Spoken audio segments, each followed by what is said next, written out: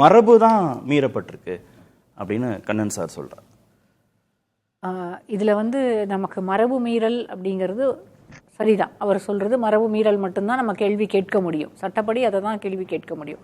ஆனா இங்க எங்க மரபு அப்படிங்கிறத தாண்டி மக்களுக்கான நலன் அப்படின்னு பார்க்கும்போது எங்க சந்தேகம் வருதுன்னா, ஆர்கே ஒரு ஒரு போர்ஷனை மட்டும் சொல்லிட்டு நிறுத்திட்டார். விஷ்ணு ரெட்டி யாருன்னு நீங்க கேட்டீங்க. விஷ்ணு ரெட்டி யாருன்னு கேட்டோம். ஜான் ஆரோக்கியசாமி ஸ்ட்ராட்டஜிஸ்ட்ன்றது நமக்கு எல்லாருக்கும் தெரியும். ஜான் ஆரோக்கியசாமி யூபி எலெக்ஷனுக்கும் ஸ்ட்ராட்டஜிஸ்டாக ஒர்க் பண்ணியிருக்காரு, சித்தராமையாவுக்கு ஸ்ட்ராட்டஜிஸ்டாக ஒர்க் பண்ணியிருக்காரு, இதுக்கு முன்னால் இங்கே அன்புமணிக்கு ஒர்க் பண்ணியிருக்காரு, அதுக்கு முன்னால் சீமானுக்கு ஒர்க் பண்ணியிருக்காரு. அந்த மாதிரி நம்ம பஞ்சாப்ல வேலை செஞ்சோம். யாருக்கெல்லாம் ஒர்க் பண்ணாரு, ஐபேக்கும் அவருக்கும் இருந்த நெருக்கம் என்ன, அவருக்கும் பிரசாந்த் கிஷோருக்கும் இருந்த நெருக்கம் என்ன, இது வெளிப்படையாக தெரிஞ்சது. ஆனால் விஷ்ணு ரெட்டி அவர்களை பொறுத்த வரைக்கும் நமக்கு எல்லாம் அவர் ஆந்திரா ஜெகன்மோகன் ரெட்டியோட லிங்க்டுன்னு தான் தெரியும். ஆனால் அவருக்கு இருக்கக்கூடிய பிஸ்னஸ் நிறைய பிஸ்னஸ் இருக்குது. அதில் ரொம்ப முக்கியமான பிஸ்னஸை நம்ம ஏன் பாயிண்ட் பண்ணி சொல்லணும்னு நினைக்கிறேன்னா, மைண்ட் சம்மந்தப்பட்ட பிஸ்னஸ். இதில் அவருடைய உறவினரான அனில் ரெட்டி ஏற்கனவே ஆந்திரா லிக்கர் ஸ்கேமில் அவருடைய பேரும் அங்கே வெளிப்படையாகவே பேசப்பட்டது, விசாரணைக்கும் உட்படுத்தப்பட்டார். அப்போ இங்கே தான் நமக்கு கேள்வி வருது.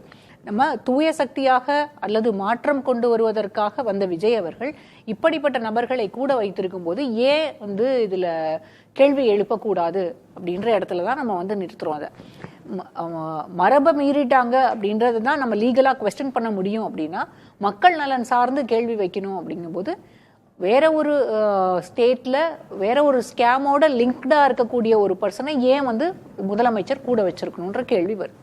இங்க நமக்கு இவங்க ரெண்டு பேரை பத்தி மட்டும்தான் நம்ம பேசுறோம். அதாவது ஜான் ஆரோக்கியசாமி அவர்களும் விஷ்ணு ரெட்டி அவர்களும் கேபினெட் மீட்டிங்ஸ் அட்டன் பண்றாங்க, அஃபிஷியல் ரிவ்யூ மீட்டிங்ஸ் அட்டன் பண்றாங்க. இதெல்லாம் அதாவது ஓத் ஆஃப் சீக்ரஸிக்கு எதிரானது அப்படின்றத தான் நம்ம வெளியில பேசுறோம். ஆனா இங்க இன்னொரு கேள்வி என்ன வருதுன்னா, ஜெகதீஷ் பழனிசாமி அவர்களை தன்னுடைய தனி செயலாளராக முதலமைச்சர் நியமிச்சிடுறார். நியமிச்சது நமக்கு தெரிஞ்சது அவரோட பர்த்டே அன்னைக்கு அவர் ஒரு இன்ஸ்டாகிராம்ல ஒரு போஸ்ட் போட்ட போது தான் நமக்கு தெரிஞ்சது. ஜெகதீஷே சொல்றாரு. ஆமா, அதுக்கப்புறம் தான் நமக்கு எல்லாருக்குமே தெரியுது. அதாவது வெளிப்படையாக நீங்க டிரான்ஸ்பரண்டா ஒரு கவர்மெண்ட் நடத்தணும் அப்படின்ற முடிவு எடுத்து அதுக்காக தான் மக்கள் எங்களுக்கு வாக்களித்திருக்கிறார்கள்னு திரும்பவும் முதலமைச்சரே எல்லா இடங்கள்லயும் சொல்றாரு. மாற்றம் வேணும்னு வந்திருக்காங்க மக்கள், மாற்றம் வேணும்னு சொன்ன மக்கள் வெளிப்படையான அரசாங்கத்தை கொடுக்கணும்னு நினைக்கிறாங்க, ஊழலற்ற வெளிப்படையான அரசாங்கத்தை நாங்க கொடுக்க போறோம்னு சொல்லும் போது இந்த கேள்வியை நம்ம எழுப்ப வேண்டியிருக்கு. வெளிப்படையான அரசாங்கம்ன்ற போது இந்த ஜிஓ எல்லாம் இமீடியட்டா ஏன் வெளியில வரல, இந்த ஆர்டர்ஸ் எல்லாம் ஏன் வெளியில கொடுக்கப்படல அப்படின்றதுதான் இங்க வரக்கூடிய குவெஸ்டின். மரபு சார்ந்து யோசிக்கணும் அப்படின்னா அபிஷியல் மீட்டிங்ஸை அவங்க அட்டன் பண்ண முடியாது. இன்னொன்று நம்ம வெளிப்படையாக யாருமே இங்கே பேசாதது அல்லது வெளியில செய்தியாக வெளியில ரொம்ப டிஸ்கஷனுக்கு உள்ளாகாதது என்ன அப்படின்னா, இன்டெலிஜென்ஸ் ரிப்போர்ட்ஸ் எல்லாமே இவங்க கிட்ட போகுது. ரெண்டு பேர்ட்ட ஆமா, இவங்க படிக்கிறாங்க, முதலமைச்சருக்கு போகிறதுக்கு முன்னால இவங்களுக்கு போகுது அப்படின்ற அலிகேஷனும் இருக்கு. நான் அது அலிகேஷனா தான் சொல்றேன், அலிகேஷனும் இருக்கு.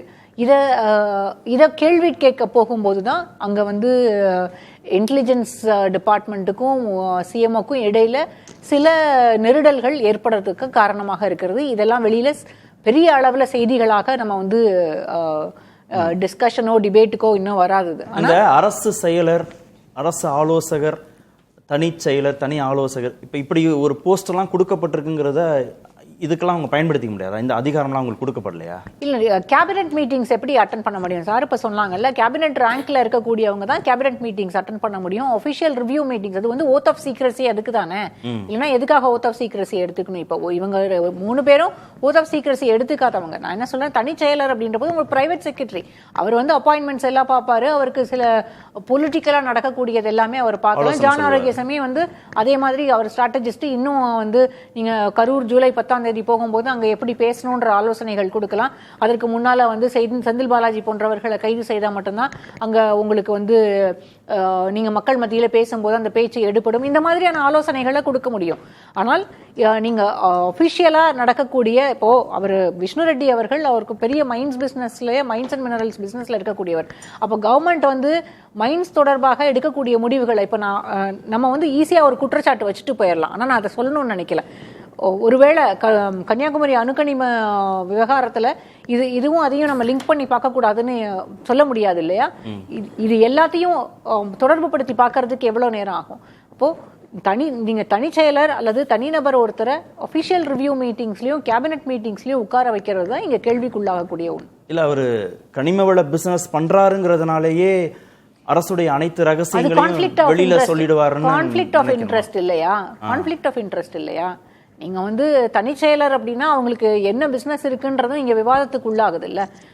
இப்போ ஜெகதீஷ் பழனிசாமி அவர்கள் பப்ளிசிஸ்டா இருந்தவர், அவரோட பப்ளிசிஸ்ட் இன்னும் நிறைய நடிகர் நடிகைகளுக்கு பப்ளிசிஸ்டா இருக்கக்கூடியவர், இன்னமும் அந்த பிசினஸ் தான் பண்ணிட்டு இருக்காரு. அப்ப நமக்கு இது எல்லாமே எல்லா இடத்துலயும் பொருத்தி பார்த்து தான் கேள்வி கேட்க முடியும். எல்லாரையும் தூய சக்தி அப்படின்ற போது நம்ம ஒன்று எதிர்பார்க்கிறோம், மக்களும் அவர்கிட்ட மக்களும் எதிர்பார்க்கிறார்கள்.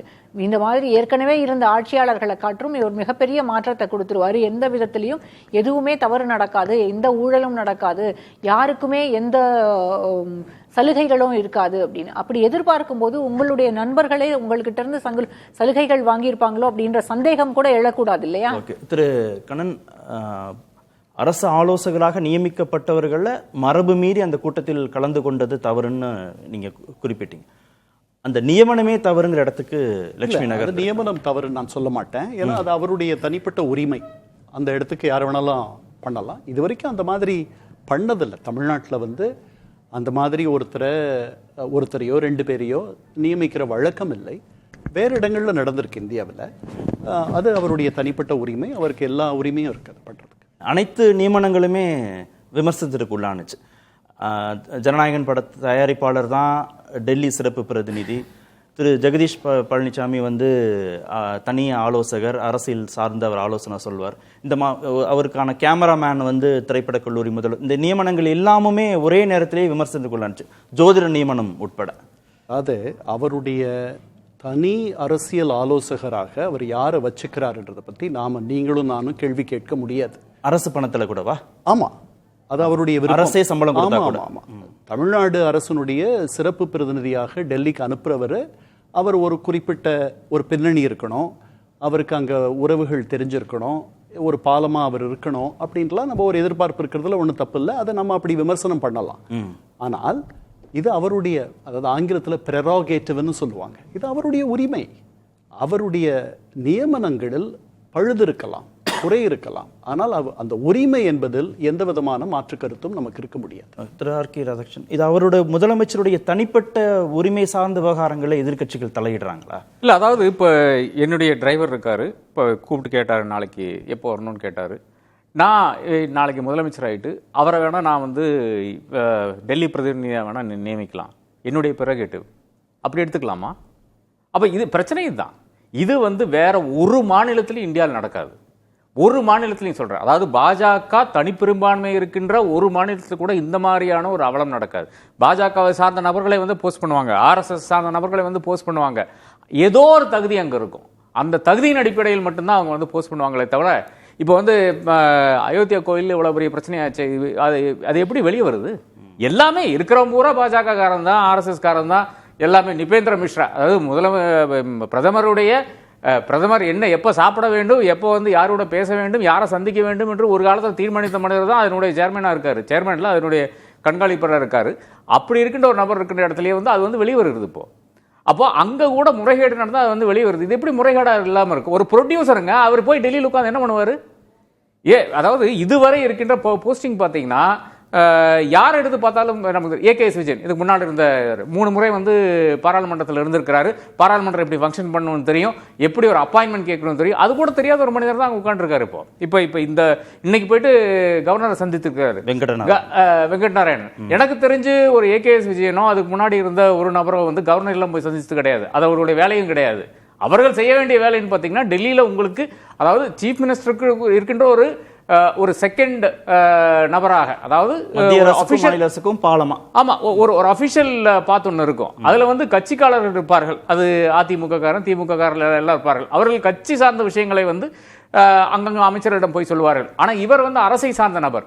அப்போ அரசை சார்ந்த நபருக்கு வந்து ஒரு 1000 இஷ்யூஸ் இருக்கும், அந்த 1000 இஷ்யூஸும் தெரிஞ்சிருக்க வேண்டும். அதாவது காவிரியிலிருந்து ஆரம்பிச்சு, முல்லைப்பெரியாலிருந்து ஆரம்பிச்சு, சாதாரண நம்மளுடைய 69% ரெசர்வேஷன், நீட்டு, ஏதாச்சும் ஒரு விஷயத்தில் அவர் வந்து அவர்கிட்ட பேசணுங்களேன். வெங்கட்நாராயணன் வந்து ஒரு இஷ்யூல காவேரினா உட்கார வச்சு ஒரு பேட்டி, ஒரு 5 நிமிஷம் பேட்டிங்க, அதிகம் வேண்டாம், கொடுக்க சொல்லுங்க. ஒரு லைவ் டெலிவிஷன்ல ஒரு 5 நிமிஷம் பேச சொல்லுங்க அவர்கிட்ட. நீங்க கேள்வி கேட்டு அதுக்கு பதில் சொல்லுங்க. ஏதோ இடத்துல நீட்ல பேச சொல்லுங்க. இப்படி ஒரு மண்ணும் தெரியாத ஒரு நபரை வந்து சினிமா மட்டும் தெரிஞ்ச ஒரு நபரை வந்து அங்கே உட்கார வச்சிருக்காரு. அதே மாதிரி ஒரு கேமராமேன் ஒரே ஒரு அந்தஸ்து, ஒரே ஒரு விஷயம் தான் இருக்கிறது. ஒரு அனுபம் கேர் எங்க இருக்கிறாரு, இவர் எங்க இருக்கிறாரு. அனுபம் கேரை வந்து பூனா இன்ஸ்டிடியூட்டினுடைய தலைவராக நினைச்சார். அதே நம்ம கிரிட்டிசைஸ் பண்ணோம். ஆனா அனுபம் கேரனுடைய அனுபவம் என்ன, அவர் எல்லாமே பண்ணியிருக்காரு. நடிகர்ல இருந்து ஆரம்பிச்சு, இப்போ ப்ரொடியூசர்ல இருந்து ஆரம்பிச்சு, டைரக்ஷன்ல இருந்து ஆரம்பிச்சு, சின்ன ஸ்கிரீனு பெரிய ஸ்கிரீனு எல்லா ஸ்கிரீனையும் அவர் பார்த்த மனிதராக இருக்காரு. குவாலிஃபைட் பர்சன் வேற, படிச்சிருக்காரு, சினிமா வந்து படிச்சிருக்காரு. இது எல்லாம் இருந்தால் கூட நம்ம அவரை கிரிட்டிசைஸ் பண்றோம். ஏனென்றால் அவர் வந்து பாஜகவுக்கு ஒத்தாசை பண்றாரு, செயின் செக் போட்டு இருக்காருன்ட்டு. அப்படி இருக்கிற ஒரு நபரும் கேமராமேன், ஒரு சாதாரண கேமராமேன், அப்கோர்ஸ் பெரிய படங்கள் பண்ணியிருக்கலாம், யாரும் வேண்டாம்னு சொல்லல, இல்லைன்னு சொல்லல. ஆனால் அப்படி இருக்கிற நபரை வந்து ஃபிலிம் இன்ஸ்டிடியூட்னுடைய டைரக்டரா போடுறது, அப்ப நான் என்ன வேணா செய்வேங்க, என்னுடைய ப்ரெரோகேட்டிவ். இதான் பிரச்சனையா? இல்ல முதல்வரின் நண்பருங்கிறதும் அந்த தகுதி பத்தாதா? அதான் பிரச்சனையா இருக்கு இல்லையா? அதாவது ஜெயலலிதா கூட செய்யாத விஷயங்க. சசிகலாவை என்ன வேணா பண்ணிருக்கலாமே, அந்த அம்மா எந்த போஸ்ட்ல வேணாலும் போட்டுக்கலாமே, ப்ரெரோகேட்டிவ் தானே. அப்போ இந்த மாநிலம் வந்து கேள்வி கேட்காத வரை, இந்த மாநிலத்தில் இருக்கிற இளைஞர்கள், சின்ன பசங்க வந்து இன்னைக்கு வந்து இன்ஸ்டாகிராம்ல சூப்பரா பண்ணிட்டு இருக்காரு, இது நம்புற வர இதுக்கு விடிவே கிடையாது என்பதுதான். ஏங்க கேரளால நடுத்தூரில் நிறுத்த வச்சு கேள்வி கேட்டிருப்பானுங்க. வெளியே வந்திருக்க முடியாது, செக்ரட்டரியேட்ல இருந்து வரி வந்திருக்க முடியாது. ஒரு மாநிலத்தில் வந்து இந்த மாதிரி அவ்வளவு நடக்காதுங்க. ஒரு ப்ரொடியூசர் அங்கொண்டே உட்கார வைப்பாராமா, ஒரு கேமராமேன் இங்கே கொண்டு உட்கார வைக்கிறாமா, ஒரு ஜோசியரை கொண்டு வந்து அட்வைசரை உட்கார வைப்பாராமா. அட்லீஸ்ட் அந்த ஒரே ஒரு டிசிஷனாத்தி தே டுக் இட் பேக். ஆனால் அதுலயும் வந்து அந்த ஒரு டிசிஷன் வாபஸ் வாங்கல இருந்து வேற ஒரு டிசிஷன் அவங்க வந்து வாபஸ் வாங்க மாட்டேன் என்று கங்கணம் கட்டி கொண்டு உட்கார்ந்து கொண்டு இருக்கிறார்கள். இது என்ன நியாயம்? இது ஜான் ஆரோக்கியசாமி இருக்கலாம், ஒரு சுனில் இருக்கிறாரு, சுனிலுக்கு கேபினட் அந்த கூட கொடுத்துருக்காங்க. ஆனால் அவர் ஒரு நாள் 2 நாள்ல வந்து கிடையாது, ஒரு எலெக்ஷன் பார்த்து வந்து கிடையாது. ஒரு 10 எலெக்ஷன் 2014 இருந்து அரசியல் காலத்தில் இருக்கின்ற ஒரு நபர். அப்படி இருந்தால் கூட நான் ஜஸ்டிஃபை பண்ண மாட்டேன். அப்படி ஒரு ஜஸ்டிஃபிகேஷன் தேவையில்லை, கூடாது என்பதை நினைப்பேன். இருந்தாலும் அரசியல் தெரிந்தவர், அரசு தெரிந்தவர், சரி பரவாயில்ல இருக்கட்டும். இவர் ரெட்டி என்ன கணக்கில் வந்துங்க அரசு சம்பளம் பெற்றுவாரு? புரியல. அப்போ வந்து கலைஞருக்கு கிட்ட இருந்த 4 பிசினஸ் மேன் யாரு, நம்ம சீனிவாசன் எடுத்துக்கலாம்.